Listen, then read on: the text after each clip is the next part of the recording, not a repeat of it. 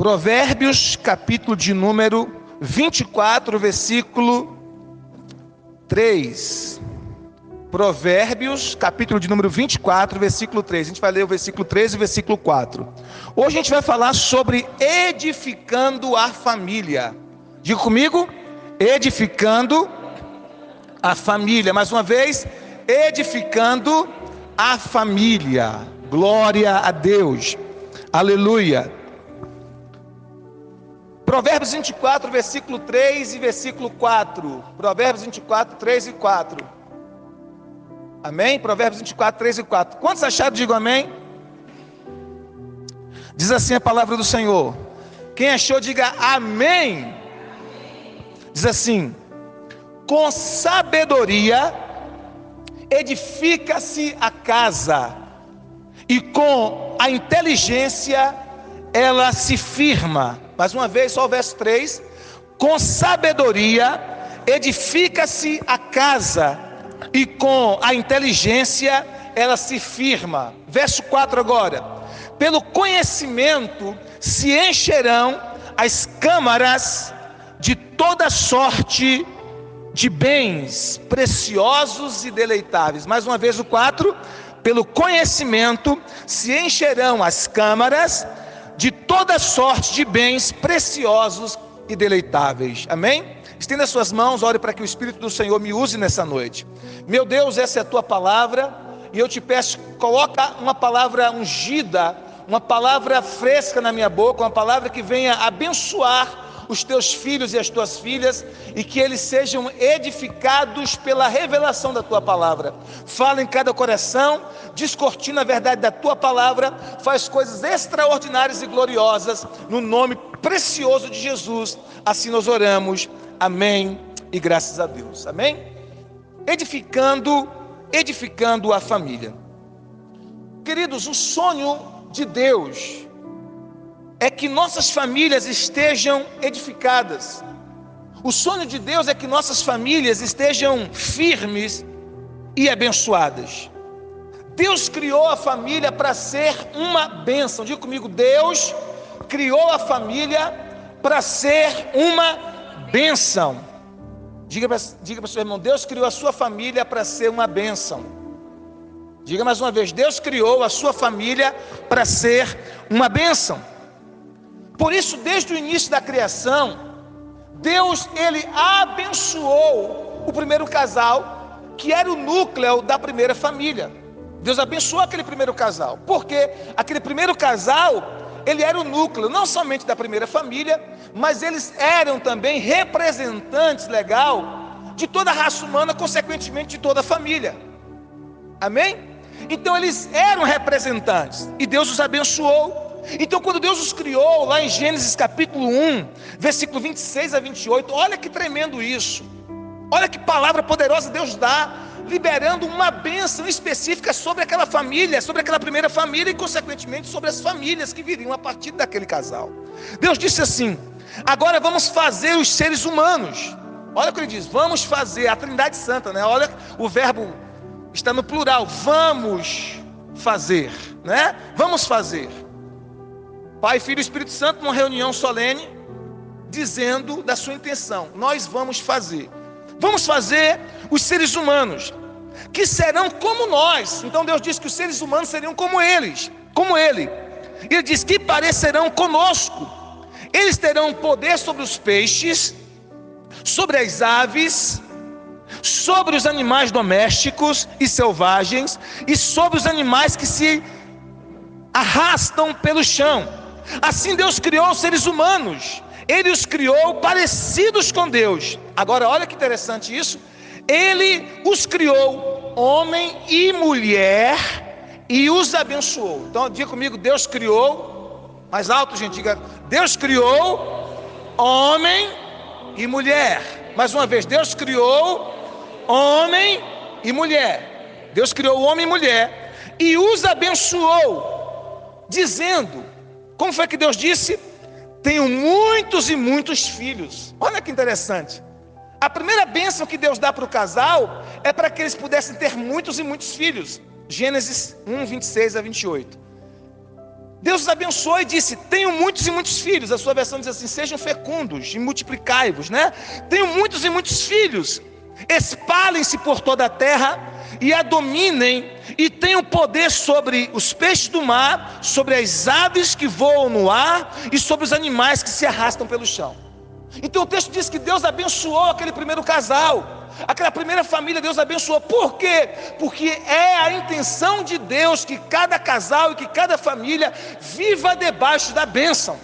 Vamos dizer comigo? Levante suas mãos e diga assim: é a intenção de Deus que cada casal e que cada família viva debaixo da bênção. Por isso que quando Deus os criou, a primeira coisa que Deus liberou foi uma palavra de bênção. Deus os abençoou e disse: tenham muitos filhos. Olha que interessante. Já pensou que a primeira bênção que Deus deu para o casal foi: tenham muitos filhos? Tenham muitos filhos. Essa foi a primeira bênção. Eu sei que o homem moderno começa associando filhos com problemas, filhos com dor, filhos com sofrimento, mas a Bíblia não associa assim. Todas as vezes que a Bíblia vai falar de filhos, a Bíblia vai dizer que filhos são bênção, que filhos são um presente do céu para um casal. Os filhos são coroa de um casamento. Por isso que o Salmo 127, a Bíblia diz: herança do Senhor são os filhos, e o fruto do ventre é a recompensa que Ele dá. Como flechas nas mãos do valente, assim são os filhos da mocidade. Feliz o homem que enche deles, dos filhos, a sua aljava. A aljava é a capanga que o flecheiro coloca as flechas. Feliz o homem que enche deles a sua aljava. Não será envergonhado quando pleitear com ele o inimigo à sua porta. Então observe que a Bíblia vai sempre associar os filhos com bênção, e não com coisa ruim, não com coisa que traz dor, não com sofrimento, irmãos. Embora o homem moderno tenha esse medo, essa preocupação de ter filhos e quer ter o menos possível, irmãos, a Bíblia deixa bem claro que a fecundidade é uma bênção de Deus. Poder gerar filhos é uma bênção de Deus. Poder ter filhos é uma bênção do Senhor. Por isso que a Bíblia diz assim: olha, Deus os abençoou e disse: tenho muitos e muitos filhos. E aí se espalhe por toda a terra, domine e tenha poder sobre os peixes do mar, sobre as aves que voam no ar e sobre os animais que se arrastam pelo chão. Então Deus abençoou aquela primeira família. Deus queria que a família estivesse debaixo da sua bênção. Deus queria que os casais estivessem debaixo da sua bênção. E Deus abençoou aquela primeira família.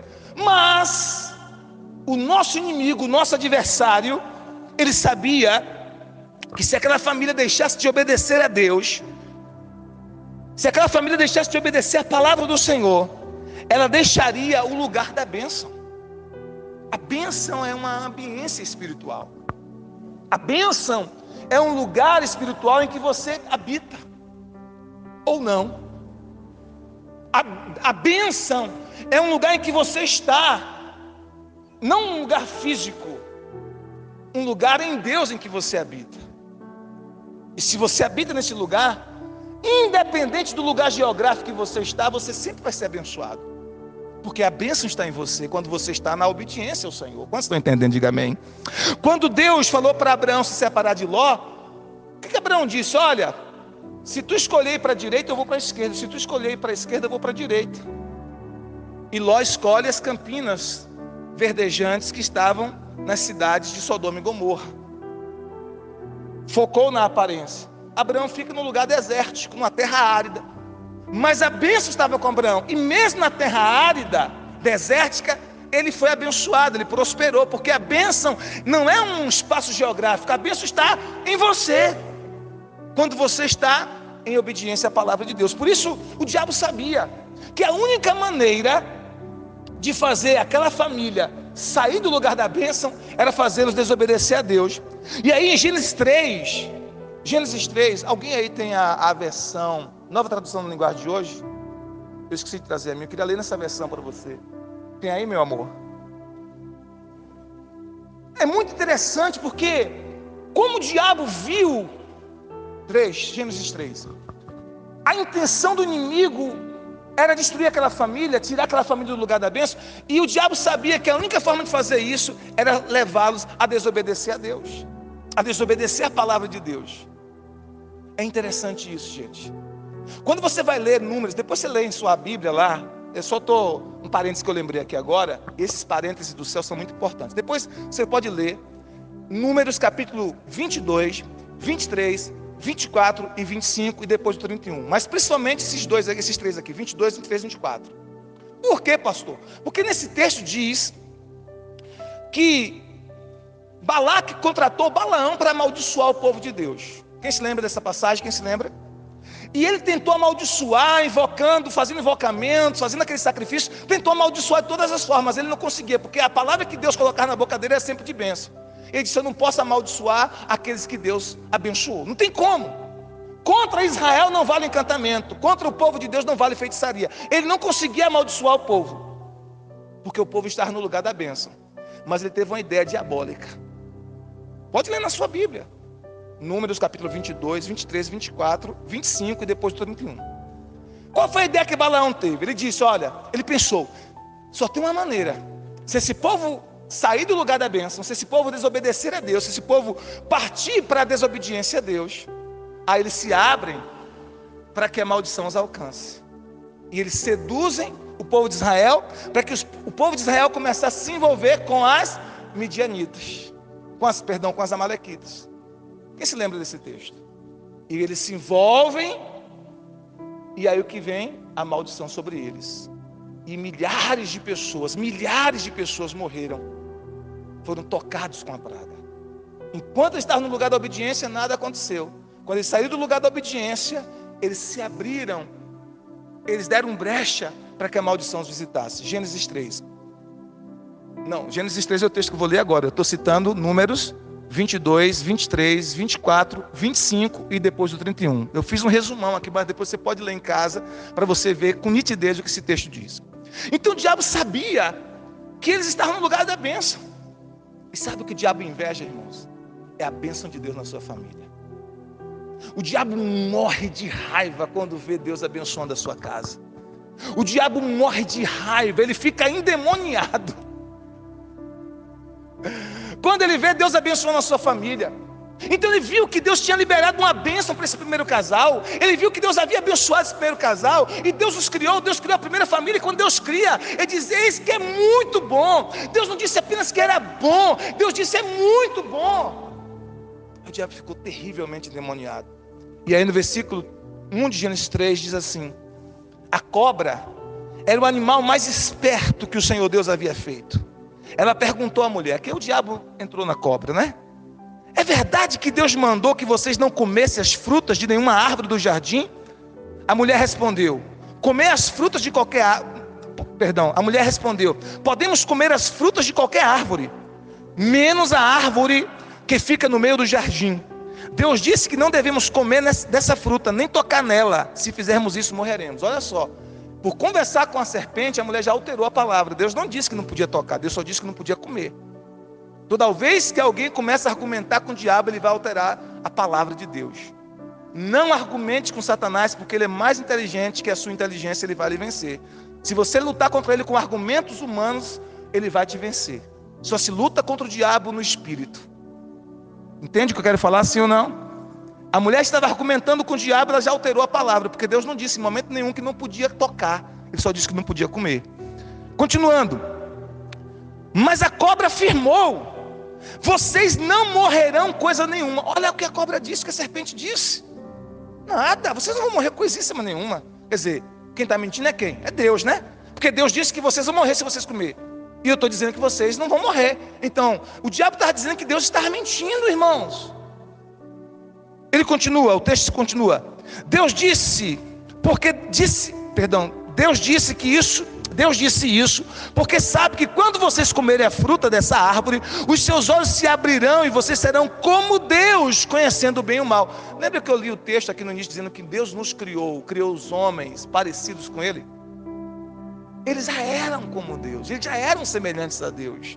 Eles já eram criados à imagem e semelhança de Deus. Então o diabo deturpa, oferece para eles aquilo que eles já têm, em troca deles pecarem. Eles já eram semelhantes a Deus, criados em mais semelhança de Deus. Aí o texto diz, verso 6, a mulher viu que a árvore era bonita, que as suas frutas eram boas de se comer, e ela pensou, como seria bom ter entendimento. Aí apanhou uma fruta e comeu, e deu ao seu marido, e ele também comeu. Observe, que coisa interessante. Todo o processo da tentação aqui vem, né? Ela viu primeiro com os olhos, desejo dos olhos, desejou a cobiça da alma, e pegou o fruto para comer. A mesma coisa que aparece lá em 1 João 2, do verso 15 a 17. Ela comeu do fruto e ela também deu do fruto ao seu marido. Nesse momento os olhos dos dois se abriram e eles perceberam que estavam nus. Então costuraram umas folhas de figueira para usar como tangas. É o jeito do homem de tentar se escapar, de tentar resolver o seu próprio problema diante de Deus. Naquele dia, quando soprava o vento suave da tarde, o homem e a mulher ouviram a voz do Senhor Deus, que estava passeando pelo jardim. Então se esconderam dele no meio das árvores. Mas o Senhor Deus chamou o homem e perguntou: onde é que você está? O homem respondeu: eu ouvi a tua voz quando estavas passeando pelo jardim e fiquei com medo, porque estava nu. Por isso me escondi. Queridos, Deus não quer que nenhuma de nossas famílias tenha medo dele. Deus quer que nossas famílias se relacionem com ele.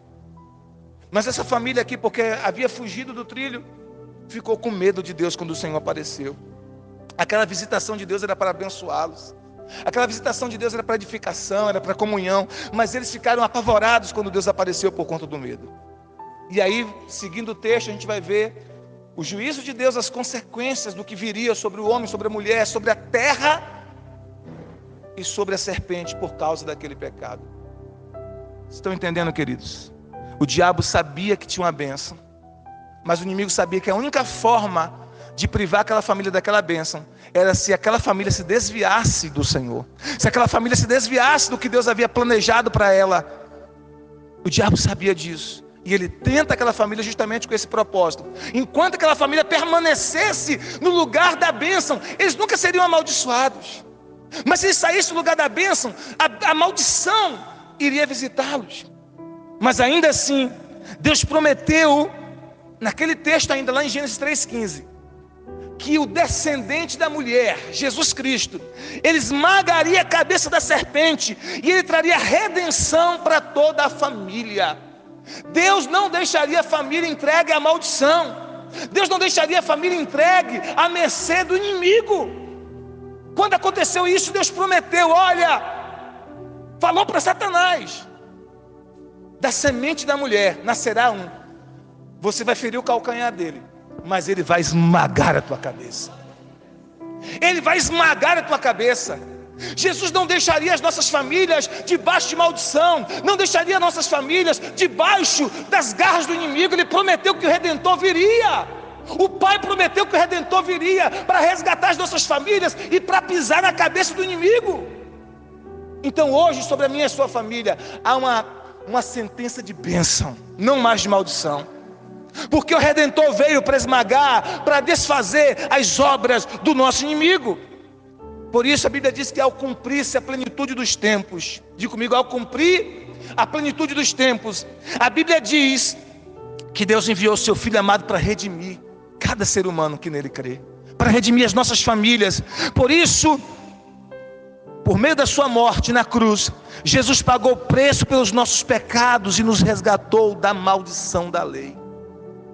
Ele pagou o preço pelos nossos pecados, ele pagou o preço pelos pecados da nossa família e nos resgatou da maldição da lei. Pastor, que maldição da lei é essa?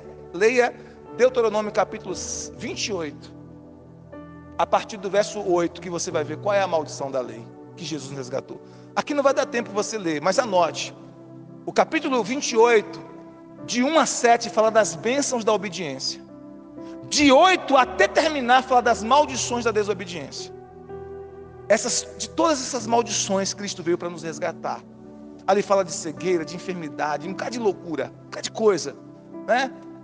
Não dá para citar tudo aqui, o tempo é grande. Pestes, pandemia, um bocado de coisa. A maldição da lei. Ele veio para nos resgatar dessa maldição da lei. Deuteronômio 28, do 8 em diante. Em casa você lê, com o tempo você vê quais são essas maldições que Jesus nos resgatou. Você e eu, a gente não precisa mais estar debaixo dessa maldição. A nossa família não precisa mais estar debaixo dessa maldição, porque Cristo veio para nos resgatar dessa maldição. Amém? Isso aconteceu. E agora, queridos, por isso nenhuma família precisa estar debaixo de maldição alguma. E todos nós temos a responsabilidade agora, debaixo da bênção do Senhor, de edificar a nossa casa, de edificar o nosso lar, de edificar a nossa família. Isso é tão importante, isso é tão maravilhoso. Diga para o seu irmão, é sua responsabilidade edificar a sua casa, a sua família, seu lar. É nossa responsabilidade, cada um de nós. Por isso estamos envolvidos nessa visão de células, que é uma visão de família. Porque qual é o alvo? O alvo é que em cada casa tenhamos uma célula abençoando aquela família, abençoando aquele lar, e as famílias que serão agregadas a partir dali. Olha que interessante, a Bíblia nos fala em 2 Samuel capítulo 6, do verso 11 ao verso 12. 2 Samuel capítulo 6, versículo 11 a 12. Samuel 6, 11 e 12. A Bíblia nos fala que a arca esteve na casa de Obed-edom durante 3 meses. E porque a arca estava na casa de Obed-edom naquele período, Deus abençoou a casa de Obed-edom e tudo que ele tinha, por causa da arca. A arca representava a manifestação da presença de Deus. E as nossas células têm essa proposta de trazer a presença de Deus para casa, de trazer a presença de Deus para o lar, de abençoar os lares com a presença do Senhor. É a arca, a célula é como a arca de Deus em nossa casa, abençoando a nossa família, abençoando o nosso lar. Terça-feira nós tivemos a nossa primeira célula lá na casa do irmão Tiago. Foi maravilhoso, tempo precioso. Foi? Os irmãos estavam lá, os homens estavam lá, foi um tempo maravilhoso. E eu brinquei com ele que ele é líder de multidão, porque ele trouxe logo um bocado de colega. Até uma mulher foi, né? A mulher, não sabia que era só homens. Falei, essa aqui é só de homens, né? Essa aqui é só de homens. Semana que vem só vem meu esposo, que lá é só homens, né? Só os machos, né? Então, foi maravilhoso a manifestação da glória de Deus. Cada célula tem essa proposta de trazer a glória para casa, trazer a glória para o lar, trazer a glória para a família. Não só para aquela família em que está sediando aquela célula, mas para as famílias que estão ali representadas pela sua participação. Ainda que seja de um único membro que esteja ali, um único membro da família, se for criança ou adulto, não importa, mas está ali recebendo a palavra. Como a arca de Deus abençoando cada família, como a arca de Deus abençoando cada casa. Então, todas as nossas famílias precisam ser edificadas e é nossa responsabilidade trazer a edificação para a nossa casa. Por quê? Porque Deus já abençoou a nossa casa. Eu estou mostrando para você que embora o inimigo sugeriu, tentou o primeiro casal e eles cederam àquela tentação e por causa disso a maldição se instalou, Jesus Cristo veio para desfazer as maldições do inimigo, para desfazer toda a obra do inimigo e trazer redenção para a nossa família. Então a nossa família hoje está debaixo da bênção da redenção, mas nós temos a responsabilidade de edificar a nossa casa. Agora, como é que eu posso edificar a minha casa? Diga, como eu posso edificar a minha casa? Mais alto, como eu posso edificar a minha casa? Amém? Então a gente edifica a casa primeiro pela sabedoria. Olha o que o texto que nós lemos diz: com sabedoria se edifica a casa. E com inteligência, com entendimento, ela se estabelece. Então você vai edificar a sua casa com sabedoria. A Bíblia nos fala em Provérbios capítulo 4, versículo de número 5 a 7. Adquire a sabedoria. Diga para o seu irmão, adquire sabedoria. Mais uma vez, adquire sabedoria. Adquire sabedoria, adquire o entendimento. E não te esqueça das palavras da minha boca, nem dela te apartes. Não te desampares a sabedoria e ela te guardará. Perdão, não desampares a sabedoria e ela te guardará. Ame-a, quem é sabedoria, e ela te protegerá. O princípio da sabedoria é: adquire a sabedoria. Diga comigo, adquire a sabedoria. Sim, com tudo que possuis, adquire o entendimento. Provérbios 4, 5 e 7 a 7. Adquire a sabedoria. Ainda que te custe tudo o que você possui, adquire o entendimento. Por quê? Porque a sua casa vai ser edificada pela sabedoria. Porque a sua casa será construída, edificada por meio da sabedoria. Com sabedoria se edifica a casa. Com sabedoria se edifica a casa. E com entendimento ela se estabelece. Então o segundo passo é ter entendimento e conhecimento. A Bíblia nos fala: o meu povo está sendo destruído porque falta conhecimento. Então, além de sabedoria, eu preciso ter conhecimento. Conhecimento. Provérbios 24, 4 diz que pelo conhecimento se encherão as câmaras, ou seja, os cômodos da casa, de coisas boas e deleitáveis, coisas que você se deleita, coisas que você tem prazer nelas, coisas boas, agradáveis. Pelo conhecimento, as câmaras, ou seja, os cômodos da sua casa, se encherão de coisas boas. Pelo conhecimento. Então, muitas vezes, queridos, nós estamos sofrendo porque nos falta o conhecimento. Ou a aplicação do conhecimento, ou a sabedoria e a aplicação da sabedoria. Então essas duas coisas são necessárias para a construção de um lar saudável: conhecimento e sabedoria. Vocês estão entendendo?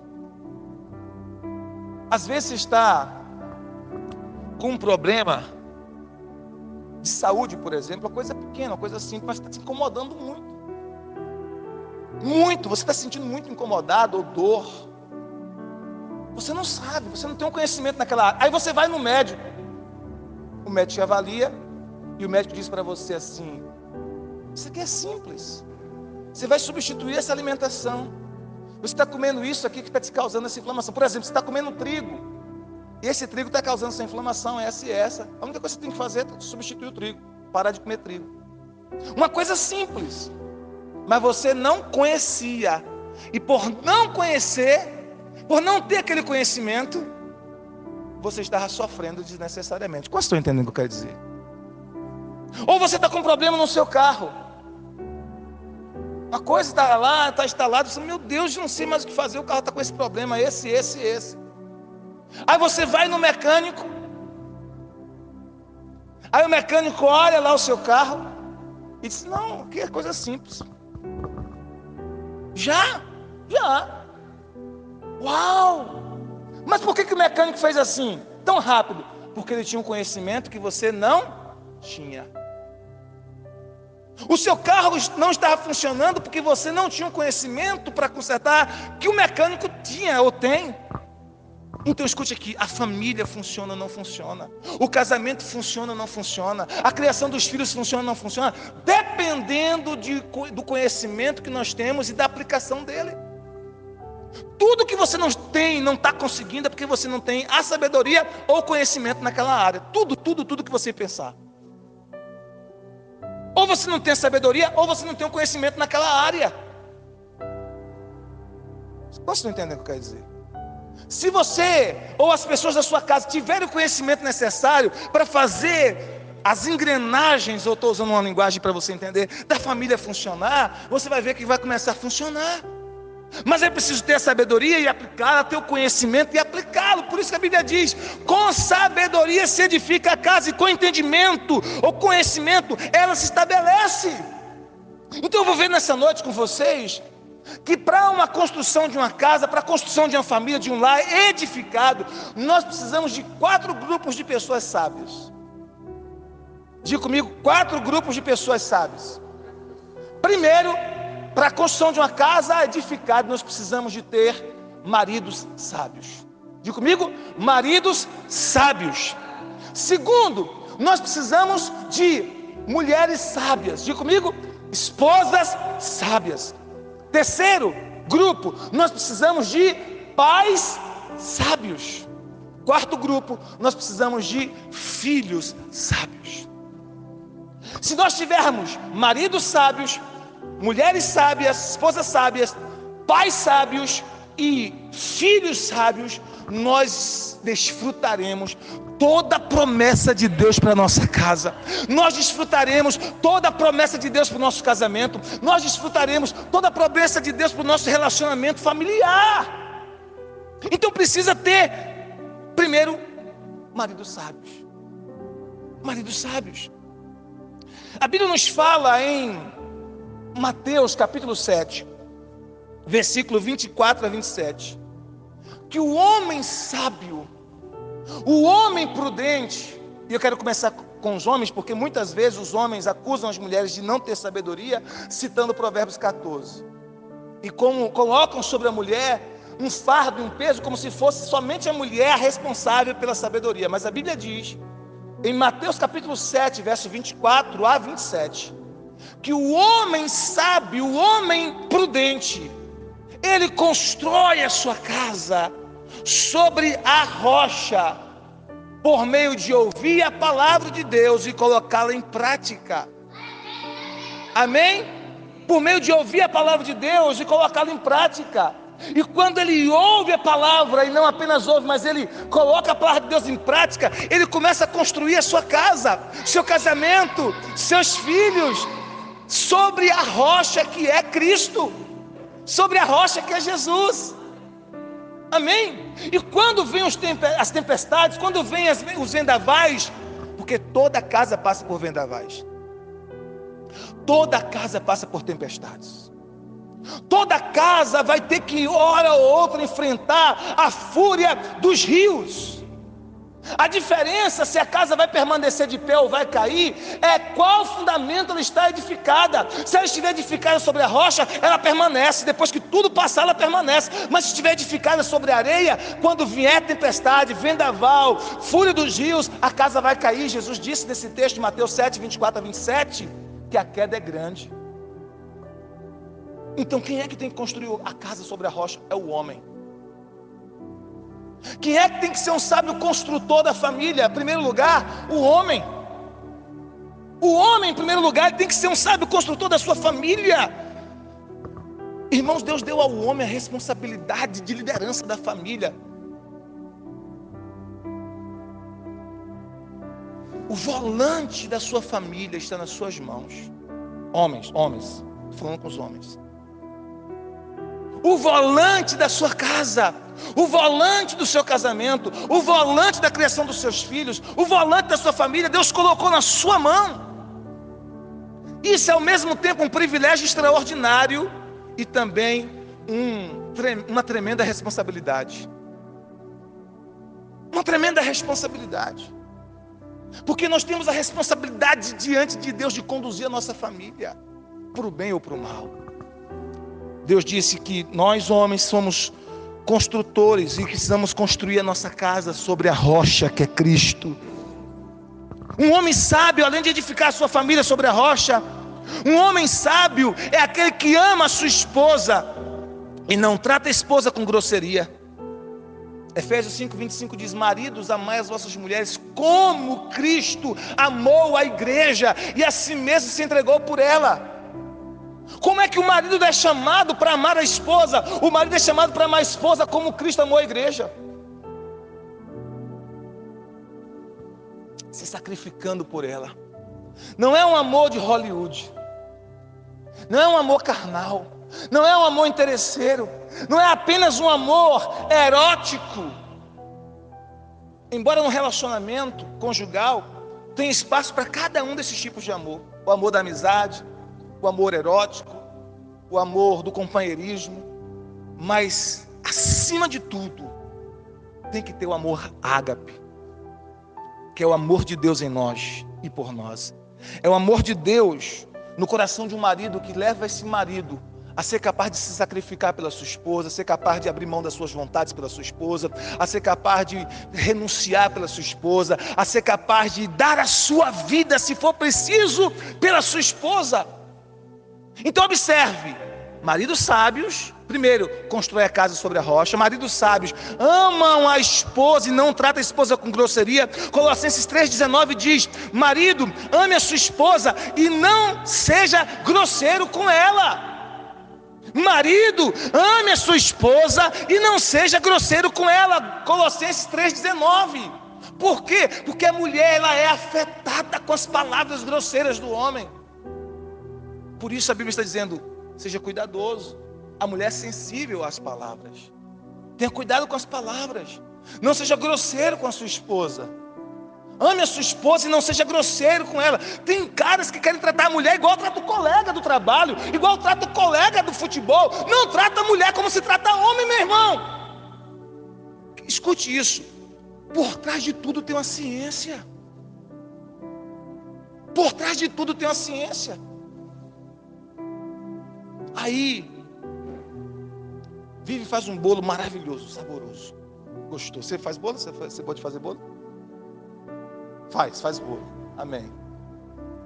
Ela faz um bolo maravilhoso e ela enfeita aquele bolo e ela traz esse bolo para a igreja e todo mundo come, todo mundo elogia.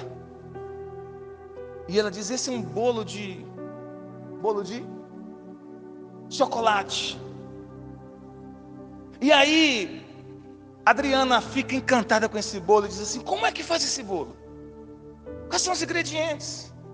E Vivi diz, o ingrediente é chocolate, é manteiga, é açúcar, ovo, leite, farinha de trigo.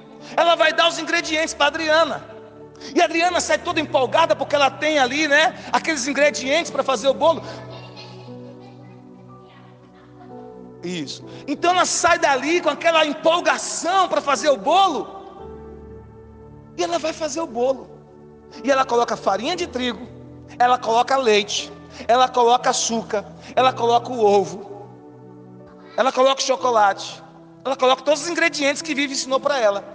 Só que ela não coloca na mesma proporção, na mesma quantidade. E o bolo não fica bom, o bolo fica solado, o bolo não fica saboroso. Ela diz, por quê? Onde foi que eu errei? Os mesmos ingredientes. Mas ela não seguiu a receita à risca. Você está entendendo o que eu quero dizer? Por trás de tudo que tem êxito, tudo tem uma ciência por detrás. Por trás de tudo que tem êxito, há uma ciência, há um conhecimento por detrás. Você olha para um empresário bem-sucedido, você olha para uma loja grande, bem-sucedida, além de trabalho árduo, ali tem uma ciência. Uma ciência de como gerenciar, uma ciência de como lidar com os clientes, uma ciência de como lidar com os funcionários, sim ou não? Uma ciência de como lidar com o governo em relação a tributos, tem uma ciência. Por tudo que tem êxito, irmãos, por trás de tudo que tem êxito, tem uma ciência. Por trás de todo fracasso, há um descumprimento de conhecimento. Então no casamento é a mesma coisa, há uma ciência para o casamento funcionar. Se o nosso casamento não está funcionando bem, se a nossa família não está funcionando bem, e eu estou falando comigo também, isso aqui é para todos nós, não é? Eu não estou me excluindo dessa palavra, amém, gente? Se as nossas famílias não estão funcionando como nós gostaríamos que funcionassem, nós precisamos avaliar onde nós temos errado, onde nós temos falhado, que ingredientes que a palavra nos ensina que nós temos deixado de colocar nesse bolo. Então, você não pode tratar a sua mulher como você trata um homem, como você trata um colega, como você trata um amigo do futebol. Não pode. Por isso que a Bíblia diz assim, olha, maridos, ame sua mulher e não seja grosseiro com ela. Não seja grosseiro, isso é um ingrediente, é apenas um, mas é muito importante. O marido sábio, ele usa suas palavras para abençoar o coração da sua esposa. A Bíblia nos fala lá em Efésios capítulo 5, versículo 26. Efésios 5, 26, a Bíblia diz que Cristo usa suas palavras para santificar e purificar a igreja. Cristo usa suas palavras para lavar, purificar e santificar a igreja. E ele está dizendo que Cristo é o modelo para o marido, porque o versículo 25 diz, maridos, amem suas mulheres como Cristo amou a igreja. E no verso 26 diz, para santificar, lavando-a pela lavagem da água, pela palavra, apresentando a si mesmo igreja gloriosa, sem mácula nem ruga. O que significa que Cristo usa a palavra para santificar a igreja, para abençoar a igreja, e que nós, maridos, precisamos usar as nossas palavras com o mesmo propósito. Usar as nossas palavras para abençoar o coração da nossa esposa, usar as nossas palavras para santificar a nossa esposa, usar as nossas palavras para encorajar, para animar, para sarar, para curar as nossas esposas. O que tem de mulheres doentes, emocionalmente doentes, fisicamente doentes, porque estão debaixo de maridos cruéis, de maridos que olham para a mulher e dizem: você está feia, você está gorda, você não vale nada, você é um idiota. Maridos que olham para suas mulheres e chamam as suas mulheres de vagabunda. Maridos que olham para suas mulheres e chamam as suas mulheres de prostituta. Só que usam aquela palavra que vocês sabem que eu estou me referindo. Maridos que usam palavras para ferir, para estressar, para tirar a sanidade mental, para magoar as suas esposas. Como um casamento desse pode dar certo. Então a Bíblia diz que você precisa usar as suas palavras para santificar a sua esposa, para abençoar a sua esposa, para gerar na sua esposa o sentimento de que ela é a mulher mais importante da sua vida, de que ela é a pessoa maravilhosa da sua vida.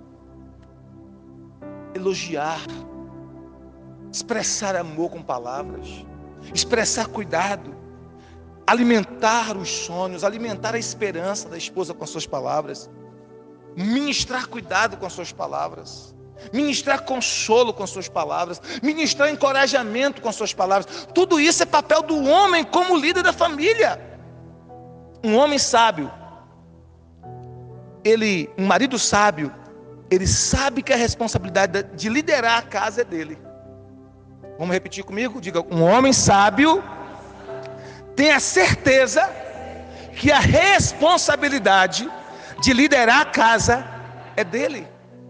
E olha a palavra que eu estou usando aqui: responsabilidade. Nós vivemos uma época que as pessoas não querem se comprometer com nada, irmãos.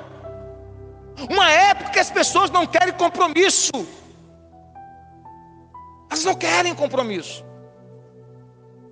Às vezes não querem compromisso na família, não querem compromisso às vezes no trabalho, não querem compromisso na igreja. Uma época desafiadora. E isso acaba refletindo na família, no casamento, porque às vezes o cara não quer se comprometer. Você tem que dar 100% de você para a sua família funcionar bem. 100%, não pode ser metade, é 100%. Amém, gente? Então, maridos, você precisa liderar a sua família. Quando acontece alguma situação na minha casa, eu pergunto para mim mesmo: onde eu falhei? Onde eu tenho falhado como líder? Porque o volante da família, da minha família, Deus colocou nas minhas mãos. E o líder, ele tem a função de fazer o quê? Ele tem a função de prover para casa. Homens, é sua responsabilidade prover para a família. Ah, mas a despesa é tua, meu irmão. É tua, a tua esposa é auxiliadora.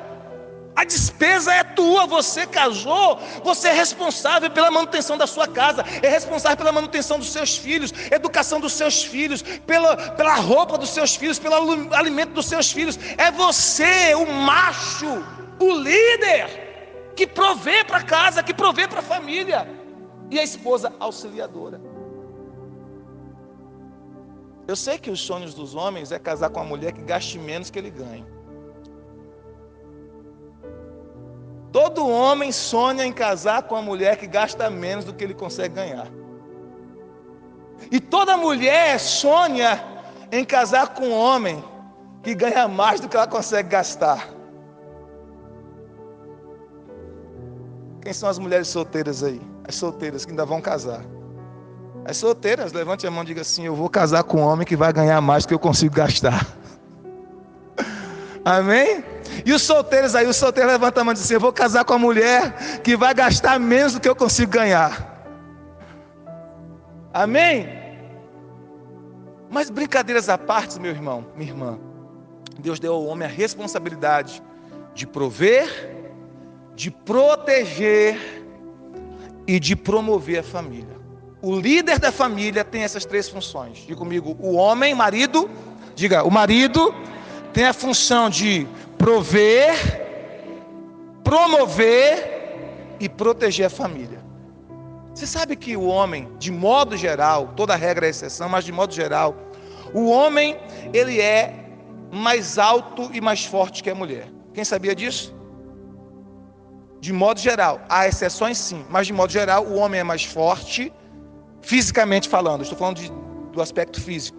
Ele é mais da estrutura física, ele é mais forte fisicamente e mais alto. Por que Deus criou o homem assim, com essa característica? Por que Deus deu mais força física ao homem e mais altura, de modo geral? Há exceções, mas estou falando de regras gerais. Para proteger a mulher. Para proteger. Para você ter ideia, eu estava lendo um livro há algum tempo atrás, um livro sobre família, mas um livro falando sobre, um livro até secular. Ele diz que o polegar masculino chega a ser 30 vezes mais forte do que o polegar feminino. 30 vezes mais fortes. Eu sei que alguns homens só usam isso para jogar videogame, né? Para alguns não tem muita finalidade. Mas tudo bem. Por que Deus fez isso? Para proteger a mulher. Olha para mim, escute isso. Quando o homem usa a sua força física que Deus lhe deu para proteger a sua esposa contra ela, nós temos leis contra isso. Não é assim? Por que Deus colocou? Por que nós temos leis na sociedade que tentam proteger a mulher da força do homem? Porque aquela força que Deus deu para o homem proteger a sua esposa, alguns usam contra a sua esposa. E os casos de violência doméstica, de homens que agridem mulheres, de homens que agridem fisicamente mulheres, infelizmente aumentam assustadoramente. Deus deu uma força maior ao homem, eu estou falando de forma geral, para que o homem proteja as suas esposas. E não use essa força contra elas. Quantos estão entendendo? Diga amém. Homens sábios. Vamos repetir? Homens sábios edifica a casa sobre a rocha. Homens sábios ama a esposa e não trata ela com grosseria. Homens sábios usa palavras para abençoar o coração da esposa. Maridos sábios sabe que é sua responsabilidade liderar a família. Amém? Agora, e uma mulher sábia? Chegou a sua vez. Chegou a vez das mulheres. No último encontro de casais, eu estava ministrando aqui, terminou o encontro, a minha irmã perguntou: pastor, não gostei desse encontro não. Eu falei: por quê, minha irmã? O senhor falou mais para as mulheres, eu pensei que você ia pegar mais com os homens, né? Eu ri com ela, brinquei. Talvez naquele dia as mulheres estavam precisando mais, né? Mas essa foi a impressão dela. Eu acho que não foi assim, eu acho que eu dividi as partes. Mas o que uma mulher sábia precisa? Porque a Bíblia diz, em Provérbios 14, versículo 1, primeira coisa, que uma mulher sábia edifica a sua casa. Vamos repetir comigo? Provérbios 14, 1. Levante suas mãos, principalmente as mulheres. Diga assim: toda mulher sábia edifica a sua casa, mas a tola derruba com as próprias mãos. Então a Bíblia diz que toda mulher sábia, ela edifica a sua casa. Então a mulher tem essa responsabilidade também, junto com o marido, de edificar a sua casa por meio da sabedoria. E o que uma mulher sábia faz? Uma mulher sábia, ela respeita o seu marido. Se por um lado um homem sábio ama a esposa, uma mulher sábia respeita o seu marido. Porque assim como a mulher, ela tem sensibilidade e necessidade de ser amada, o homem tem necessidade de ser respeitado. O homem sem respeito da esposa perde o equilíbrio, perde o chão, perde a base. A mulher tem que respeitar o marido, precisa respeitar o marido. Por quê? Porque o marido, ele é sensível à vergonha e ele é sensível a atitudes desrespeitosas. O homem, ele tem a tendência, escute isso, mulheres, o homem tem a tendência de evitar qualquer situação ou pessoas que evoquem nele o sentimento de vergonha. Vou repetir: O homem tem a tendência de evitar qualquer situação ou pessoa que evoque dentro dele o sentimento de vergonha. Você se sentir envergonhado, a tendência natural do homem é se isolar, evitar aquela situação ou aquela pessoa que está provocando nele vergonha. E se essa pessoa for mulher, ela vai sofrer com isso, porque ele vai acabar isolando ela. O homem responde ao desrespeito com isolamento. O homem responde ao desrespeito, não é para ser assim, não deve ser assim, não é uma atitude sábia do homem. Um homem sábio, ele vai procurar resolver isso, mas estou falando de forma geral. Vocês estão entendendo, gente? Sim ou não? Eu não estou dizendo que isso é certo. Eu estou dizendo que, de forma geral, o homem tem a tendência de responder um sentimento de desrespeito ou de vergonha que ele sentiu que a esposa provocou nele, ainda que não fosse intencional. Ele tem a tendência de se isolar, de se calar, de se silenciar, de se afastar. E a esposa, ela necessita de companheirismo. Ela necessita de estar em conversa, em comunhão, em comunicação, em partilha com seu marido. E o homem, quando ele se sente envergonhado, ele se isola, ele entra no seu casulo, ele se silencia, ele se cala. Às vezes não é nem de propósito, é porque ele está ferido, está machucado, e ele se fecha. E ele se fecha. Então, se você é uma mulher sábia, trate o seu marido com todo respeito, honre o seu marido, trate o seu marido com reverência, porque assim como a mulher tem necessidade de ser amada, o marido tem necessidade de ser respeitado, e a Bíblia diz isso, Efésios 5, 22 a 23, mulheres sejam submissas aos seus maridos, como ao Senhor, porque o marido é o cabeça da mulher, como Cristo é o cabeça da igreja, sendo Ele próprio o Salvador do corpo. O marido é o cabeça, significa que ele é a origem, ele veio antes e Deus deu a ele a função de liderar, e a mulher precisa estar ao lado dele para ajudá-lo nessa liderança, para apoiá-lo nessa liderança. Como é que uma mulher pode desrespeitar o seu marido? Uma mulher pode desrespeitar o seu marido quando toma decisões importantes sem consultá-lo. Uma mulher pode desrespeitar o seu marido quando expõe as fraquezas dele para outras pessoas. Uma mulher pode envergonhar o seu marido ou desrespeitá-lo quando compara esse marido com outros homens que ela julga melhores do que ele, mesmo que seja da própria família dela. Uma mulher pode desrespeitar o seu marido quando ela é crítica. Uma mulher pode desrespeitar o seu marido quando ela bate de frente com ele, quando ela entra numa quebra de braço com ele, quando ela quer disputar igualdade com ele. Uma mulher pode desrespeitar o seu marido quando ela se julga superior a ele, quando ela se acha mais inteligente do que ele, quando ela acha que os métodos dela, que as maneiras dela de relacionamento são melhores do que a dele. Uma mulher pode desrespeitar o seu marido quando ela critica o trabalho dele. Uma mulher pode desrespeitar o seu marido quando ela critica a família dele. Escute isso, mulheres. A identidade masculina está muito ligada ao trabalho, assim como a da mulher está ligada à família, à casa. Ainda que a mulher trabalhe fora, a identidade dela está ligada à casa. Se sua casa está organizada, se sua casa está bem arrumada, bem limpinha, você se sente feliz, porque a sua casa revela para você, você mulher, a sua identidade, de certa forma. É como se fosse um espelho da sua identidade. Entende o que eu quero dizer, sim ou não? Mas o homem é o trabalho. O trabalho para o homem. Então, se você critica o trabalho do seu marido, se você zomba do trabalho dele, você pode até encorajá-lo, sim, a crescer, a avançar, a buscar outras coisas, mas não critique o trabalho dele, porque o homem se sente conectado com o seu trabalho. Parte da identidade do homem tem a ver com o trabalho dele. Então, quando a mulher critica o trabalho do homem, quando a mulher critica a família do esposo, isso é um desrespeito, querida. Quando você casou com a sogra, casou com o sogro, casou com o cunhado, casou com todo mundo. Você casou com toda a parentela.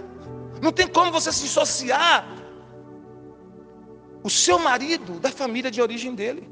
É claro, lógico, que tanto o marido como a esposa precisam entender que após o casamento a prioridade passa a ser um ao outro, não mais os familiares. Mas não significa que eu vou deixar a minha esposa sem se relacionar com a mãe, com o pai, com os irmãos dela, e que eu vou criticar a família da minha esposa, não. Porque eu amo a família da minha esposa, eu amo meus cunhados, eu amo a minha sogra, Eu amo os familiares dela porque eu amo minha esposa. A mesma coisa em relação a mim. Estão entendendo, queridos? É claro que a partir do nosso casamento, qual é a nossa prioridade? Eu e ela. A prioridade não é mais os pais dela, nem os meus pais que já estão no Senhor. A nossa prioridade não são os nossos irmãos, os meus e os dela. E nem, escute isso, e nem os nossos filhos. Por quê? Porque os nossos filhos vão casar. John já casou, já está vivendo a vida dele. As meninas, daqui a um tempo, também casam, vai viver a vida dela. E qual é a proposta de Deus? Que eu envelheça os meus dias do lado da minha esposa. Agora, se eu não viver bem com ela, quando sair todo mundo de casa, que entrar aquilo que os psicólogos chamam de a síndrome do ninho vazio, como é que vai ficar? Se filhos, se o motivo do nosso casamento é os filhos, quando os filhos saem, como é que fica eu e minha esposa? Por isso que tem muitos casais que não aguentam, depois que os filhos casam, que os filhos crescem, se separam. Por isso que você vê muitos casais se separando já depois que os filhos já estão adultos. Por quê? Porque muitas vezes a única razão para manter o casamento eram os filhos. Não pode ser os filhos, tem que ser um ao outro. Amém? Não pode ser apenas os filhos, tem que ser um e outro. Então, não critique o seu marido, não desrespeite o seu marido. Mulheres sábias, respeite o seu marido. Quantos estão entendendo? Diga amém. Mulheres, depois meditem, anote aí para você não esquecer, senão você esquece. Provérbios 31, você vai ler do versículo 10 até o versículo 31. Leia todos os dias esse texto de Provérbios 31, do 10 ao 31. Leia, medite, ore e diga: Senhor, me faz ser essa mulher de Provérbios 31. Senhor, me ajuda a ser essa mulher de Provérbios 31. Me ajuda a ser para o meu marido e para meus filhos essa mulher de Provérbios 31. Você vai orar e tomar posse disso, porque Deus vai fazer isso na sua vida. Diga amém. Então, mulheres sábias, trata o marido com respeito. Mulheres sábias, não vive o tempo todo reclamando, murmurando, brigando. Não é uma mulher cri-cri, irmãos. A Bíblia diz que ninguém suporta morar com uma mulher cri-cri. Quem disse isso foi o sábio Salomão. Quem diz isso é a palavra de Deus. Olha o que a Bíblia diz em Provérbios 21, versículo 9. Provérbios 21, 9. É melhor morar no fundo do quintal do que dentro de uma casa com uma mulher briguenta. É melhor morar no fundo de um quintal do que morar dentro de casa com uma mulher briguenta. Provérbios 21, 9. O cara chega em casa e a mulher está brigando, e a mulher está falando. O cara está com a cabeça já cheia de tanta coisa, e a mulher está ali reclamando, e a mulher está falando. Meu Deus, o cara prefere morar no quintal. Agora, olha o que a Bíblia diz em Provérbios 21, 19. É melhor morar no deserto do que com uma mulher que vive resmungando e se queixando. É melhor morar num deserto do que com uma mulher que vive resmungando e se queixando. Quem é que aguenta uma mulher o tempo todo? A Bíblia diz que uma mulher que fica o tempo todo resmungando e se queixando é como uma torneira que não para de pingar. Já dormiu com a torneira que está pingando? Alguém aqui já teve essa experiência? Começa o pingozinho, tem, parece inofensivo. Tem. Aí vai dando meia-noite, você vai com sono, aí você liga, tem. Meu Deus, você bota o travesseiro no ouvido e o negocinho não para, parece que vai lá na sua cabeça. Tem. Aí você, meu Deus, você levanta, você tenta consertar a torneira, você pega uma meia, amarra naquela torneira ali, para ver se ela fixa. Porque você não aguenta. A Bíblia diz que uma mulher que fica o tempo todo reclamando, murmurando, é como uma torneira que não para de pingar. É como uma goteira constante. Então, ser sábia é você tentar resolver as coisas da sua casa com sabedoria. Buscar de Deus sabedoria para resolver as coisas da sua casa. Mas a palavra também diz que uma família precisa de pais sábios. E eu vou correr agora. Pais sábios são aqueles que criam os filhos no Senhor. Pais sábios são aqueles que ensinam os seus filhos no caminho do Senhor. A Bíblia diz em Efésios 6,4: Pais, não provoqueis a ira aos vossos filhos, mas criai-os na doutrina, na admoestação do Senhor. Então, pais sábios são aqueles que educam os seus filhos no Senhor, são aqueles que animam os seus filhos no Senhor, que ensinam os seus filhos no Senhor. Deuteronômio capítulo 6, versículos 6 e 7, a Bíblia diz: E estas palavras que te ordeno hoje estarão no teu coração, e tu as inculcarás a teus filhos, e delas falarás assentado à tua mesa, andando pelo caminho, deitando-te e levantando-te. Ou seja, cada oportunidade você aproveita para ensinar, para instruir os teus filhos. Trazer para a igreja, Levar para a célula de criança, ou de adolescente, ou de jovens, é importante demais, mas a gente não pode esquecer o ensino diário em casa. Amém? O ensino diário em casa. E principalmente com o nosso exemplo. Porque os nossos filhos estão de olhos na gente, irmãos. Eles estão de olhos na gente. E de vez em quando os nossos filhos vão nos confrontar. Vai nos confrontar. Você vai ver os seus filhos confrontando você. Você vai ensinar algo e diz: mas o senhor fez isso, pai. Mas a senhora fez isso, mãe. É ou não é? Sim ou não? Eles nos confrontam. Por quê? Porque eles estão vendo. Por isso a gente precisa buscar ser, com a graça de Jesus, bons exemplos para os nossos filhos. Então, pais sábios, eduquem seus filhos no Senhor. Pais sábios, não provoca a ira dos filhos. Não provoca a ira dos filhos. Preferindo um filho mais do que o outro. Xingando filhos. Amaldiçoando os filhos. Meu Deus do céu, tem tantos pais. Meu Deus do céu. Que libera cada palavra maligna sobre os filhos. Eu quero profetizar que toda e qualquer palavra de maldição liberada contra a tua vida será anulada, quebrada, cancelada, no nome de Jesus, sobre você e a tua descendência, sobre você e a tua família. Repousa a bênção do Senhor, em nome de Jesus. Pais sábios sabem dosar disciplina com amor. Numa mão disciplina, na outra mão amor. Nem amor demais, nem disciplina demais. Nem só carinho, nem só disciplina. A dosagem certa. Lembra do ingrediente que falei do bolo? A medida certa de disciplina e amor. A medida certa de disciplina e carinho. Qual é o texto que nos ensina sobre isso? Hebreus capítulo 12, do versículo 1 ao versículo 11. Não tenho tempo para ler agora porque o meu tempo estourou. Mas anote aí para você ler em casa. Esse texto nos ensina amor e disciplina para os filhos. E por último, uma família precisa de filhos sábios. Então precisa de marido sábio, esposa sábia, pais sábios e filhos sábios. A Bíblia diz em Provérbios 10:1 que o filho sábio é a alegria do pai, mas o filho sem juízo é a tristeza da mãe. Olha que tremendo isso, Provérbios capítulo 10, versículo 1. Inclusive, encorajo vocês a lerem Provérbios todos os dias e encorajarem os seus filhos a lerem Provérbios todos os dias. Provérbios 10:1 diz: o filho sábio é a alegria do seu pai, mas o filho sem juízo é a tristeza da sua mãe. Provérbios 19:13 diz: um filho sem juízo pode levar o pai à desgraça. Meu Deus, isso é muito forte. Provérbios 19, versículo 13.